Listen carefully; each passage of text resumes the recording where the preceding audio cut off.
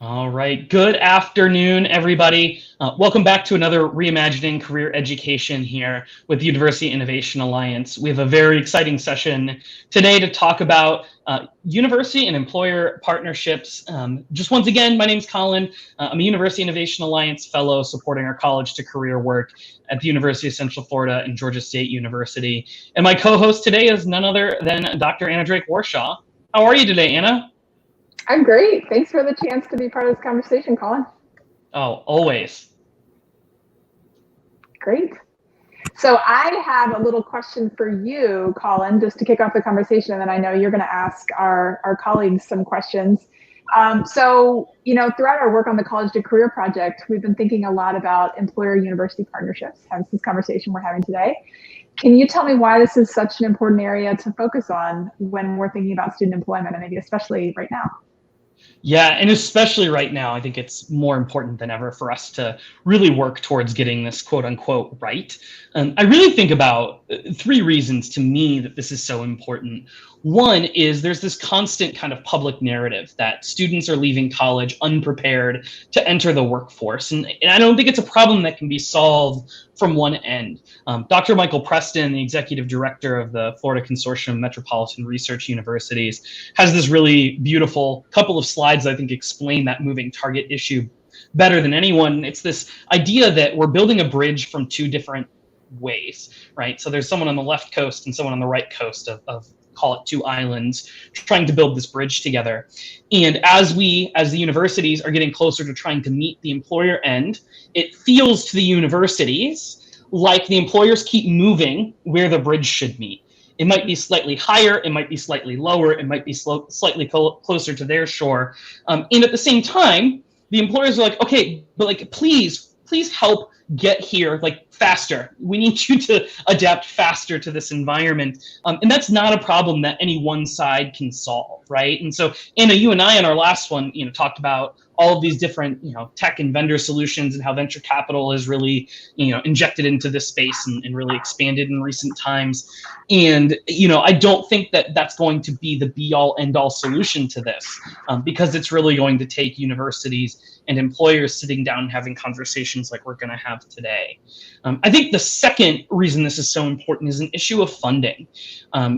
As throughout the years, as state appropriations have dropped at many public institutions, career services found a really awesome way to help kind of support and bolster their own organizations via charging for recruiting services at each campus and making sure that that was a way to obtain additional funding. And so really what ended up happening over the years is that our employers were paying into this pot that allowed career services to deliver all of their excellent services and value that they had. And that's not true at every institution, but it is true at a lot of them that this is a huge portion of the money that they get. But it's not a good feel for the employers per se. And it can possibly crowd out different kinds of employers who may not be able to pay into that pot to be able to compete with some of the larger companies that are recruiting on campus. And so university employer partnerships have to adapt and move beyond just this kind of pay to play model that's happening. And finally, and I alluded to this a little bit,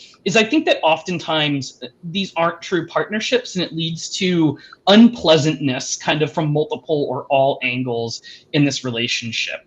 Employers feel and universities both feel, we've heard this from both sides as we've worked on this project, that communication can be lacking, that folks aren't always on the same page, that universities are playing gatekeeper to students. I hear that from employers all the time as well. And then also that quite frankly, a lot of organizations are interacting with our universities at multiple touch points that don't communicate with each other.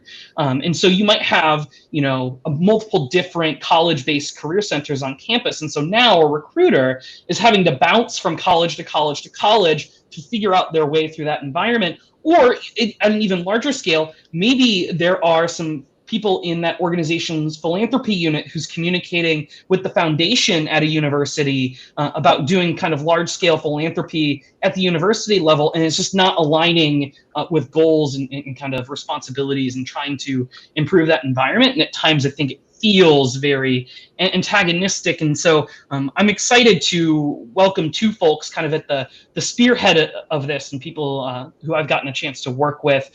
Without further ado, I'd like to introduce our experts in really university and employer relations. At the far end of the screen here from me, we have Ramona Simeon, the Associate Director of Employer Relations at Georgia State University. And kind of in the middle here, we have Sammy, who works at TalentPath as a talent advisor. But please, starting with Ramona, if you could introduce yourself, tell me a little bit about your job responsibilities and kind of how you approach university and employer partnerships. Oh, absolutely. Thank you so much, Colin. And I'm glad to be here. Good afternoon, everyone. Again, my name is Ramona Simeon. I am the Associate Director in Employee Relations at Georgia State University in downtown Atlanta. We are 52,000 student plus and still growing, with multiple campuses across the metro area.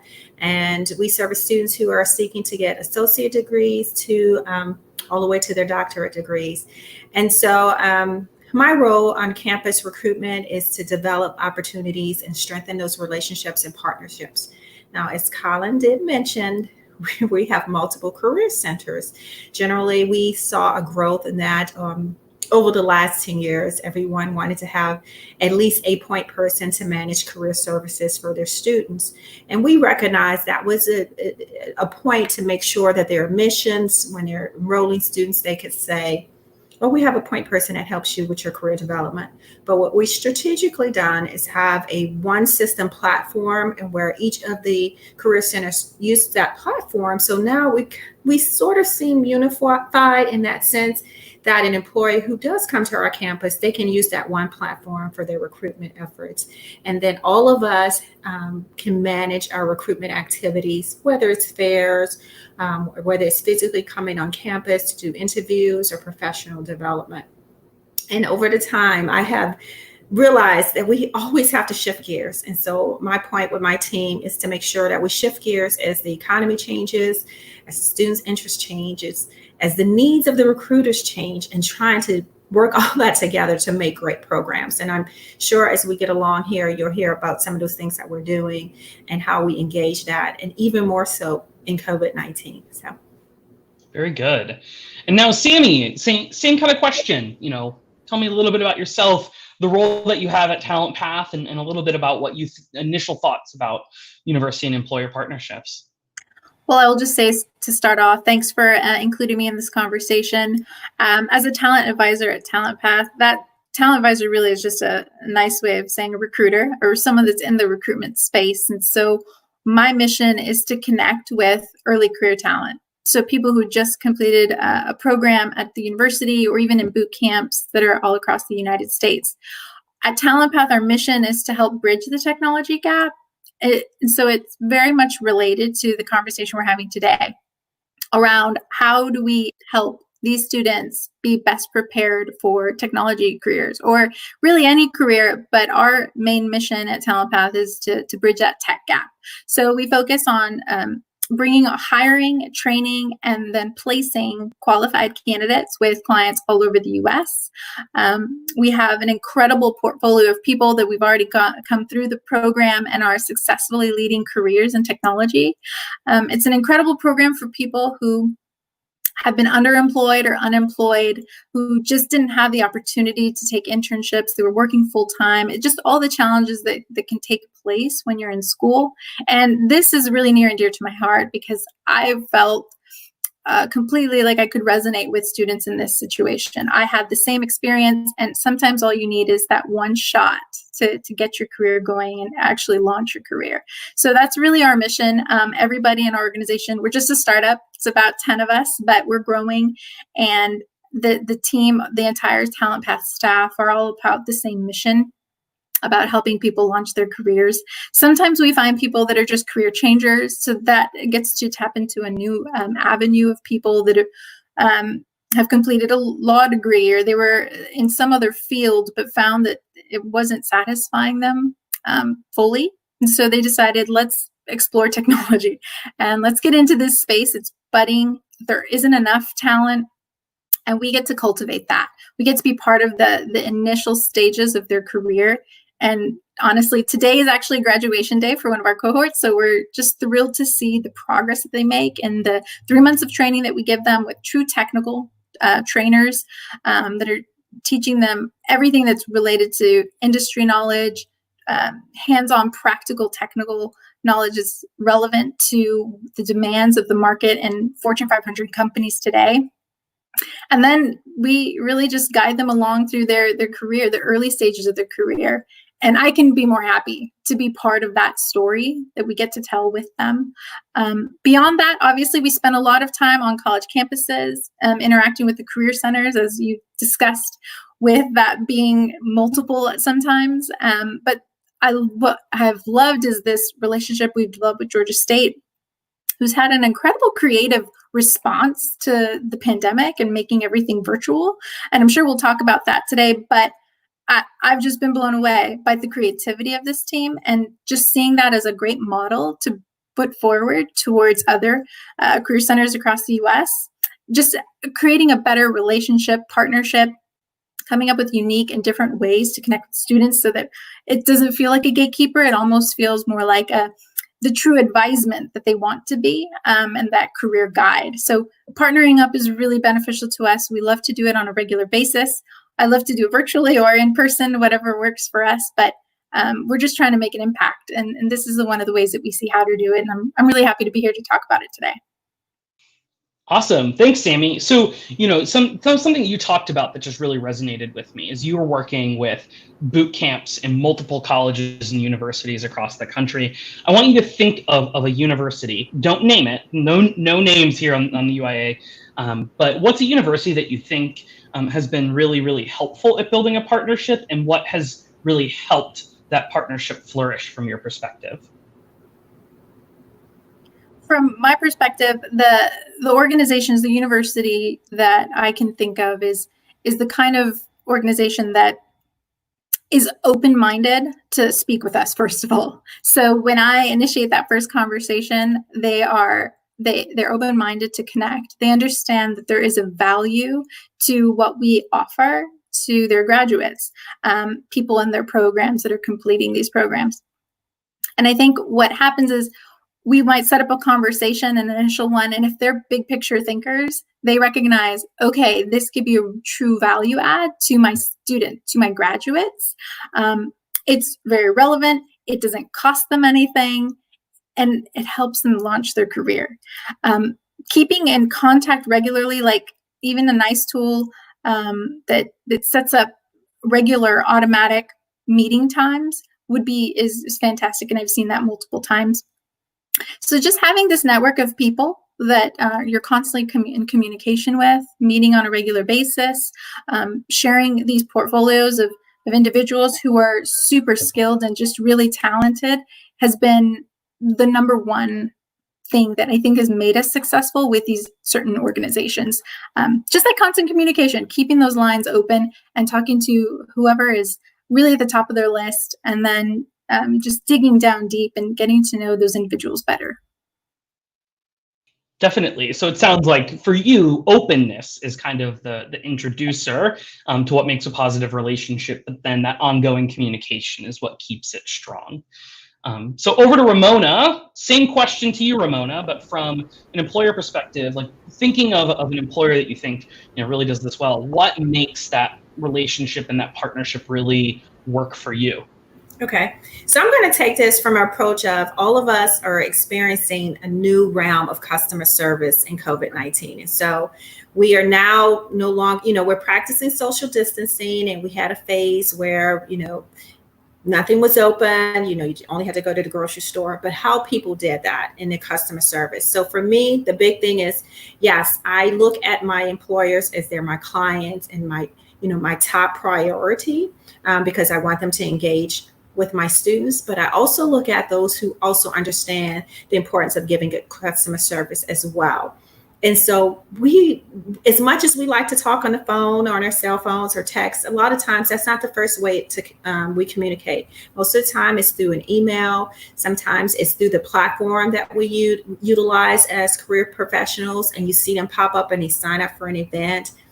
and having those mechanisms, like Sammy said, in place that automatically give you a response back, I think that helps. And then the feedback that they get. And it amazes me, like those little nuggets, how excited people are when they first register with us or they first get an email. Oh, thank you for thinking of us. When this all first happened, we were in, right after spring break, and we had a program already lined up.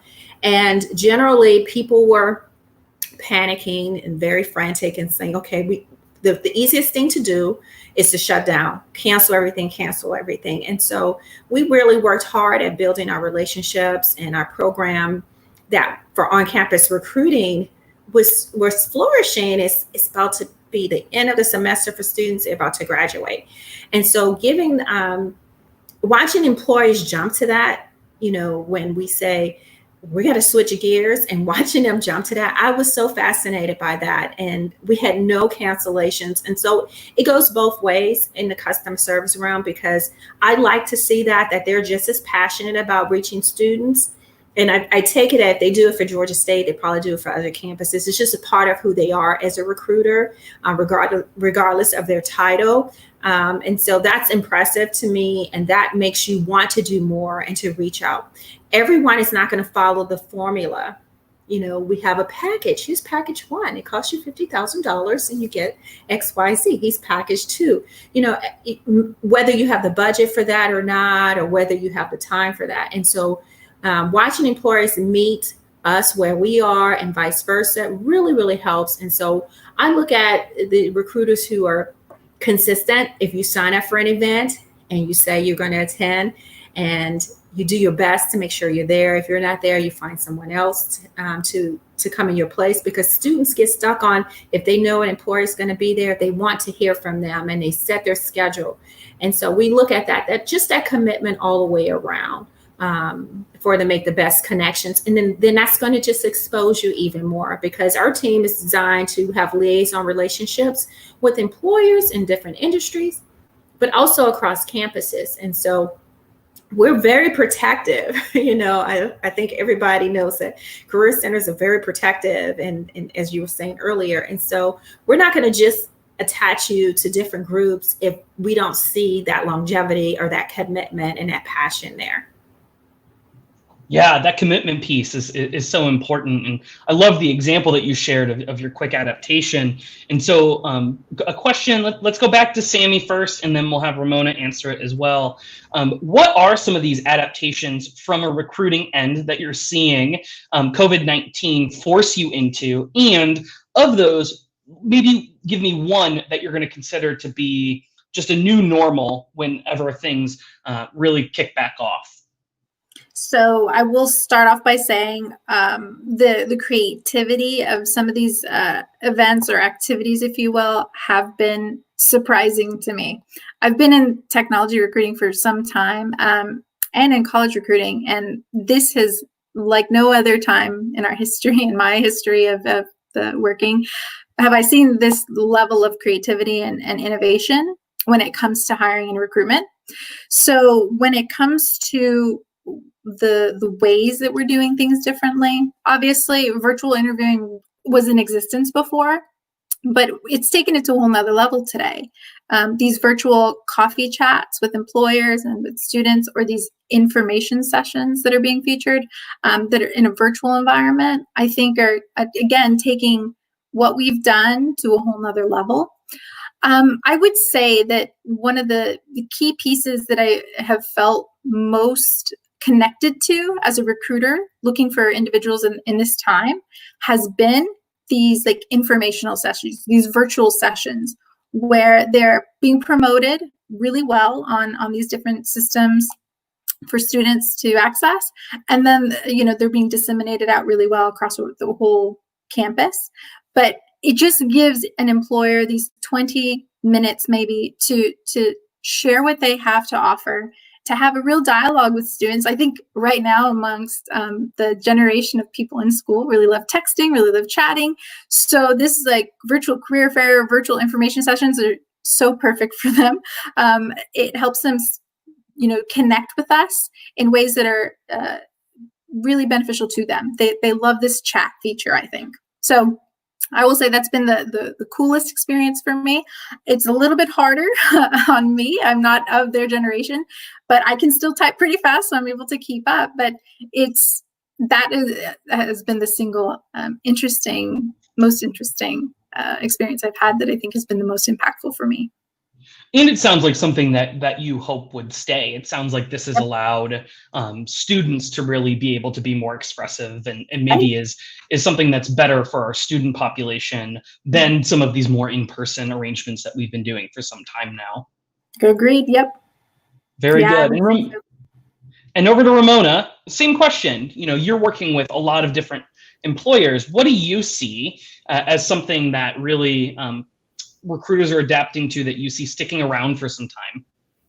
Well, one of the things I keep mentioning, our career services management system and our platform, that has to stick around. Okay. And what I find that with that, when you have something, if you go to your own website, one of your favorite store websites, you're looking for something, right? What do they have? Are they open? How can they access? And what we did was use one of those features that normally would not be utilized for interacting with our employers, because we were emailing them asking if we could have conversations with them or meet them at their organization. And so having static relationship builders that are virtual, that are segmented by industry, has worked tremendous. It's around the clock. So if someone is a late nighter and they want to sign up for one of our chats, and we did it over the course of several months, and I am just floored at how many people sign up. And then when they get booked, because we only allow between, depending on the industry, we only allow no more than 10 to join that group. And they email us and they say, well, I missed it. Can I come back in? And then all we have to do is add in another slot, maybe another day. But seeing that, I think that really has helped us visualize that our recruiters are really anxious about getting to talk to us so they can meet the students. And the first thing they see, they go into that platform and it's like, it's almost like shopping. Like, what can I shop for? Where can I sign up? Oh, this is free. It's a virtual chat. And the creativity, we're going to do some more creative things. So having a virtual coffee chat, everybody has those, but we're thinking about virtual happy hour, just other things to tie them into talking about their recruitment needs.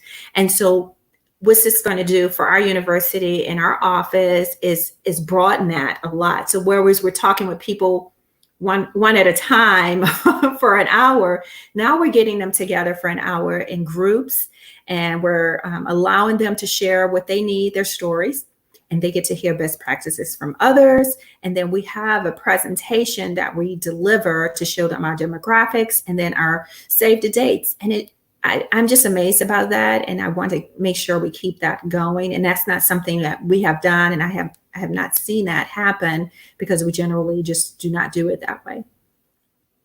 Yeah, it really sounds like from both of you that there's this really increase in flexibility that's really come up, and this kind of place of, now that we're virtual also implies more time agnostic opportunities and the opportunity, like you said, to get on board. And I think that community of practice option is really interesting as well. Kind of this, you're in this industry, we want to hear your needs, and also providing an opportunity for learn. There's no better time than now to really focus on building virtual communities. It's so important for us to all feel connected. But with that, we are at time. So thank you so much, Sammy, and thank you so much, Ramona, for your time and expertise here. I'm sure folks learned a lot from the perspective that you were able to bring to this conversation. And I'm hopeful that people take you up on some of these themes and look at things more creatively and increase the communication, and really not just replicate what they're currently doing in virtual environments, but really embracing what's possible from moving to a virtual environment. So thank you both for your leadership in this area. We really appreciate it. Thank you all.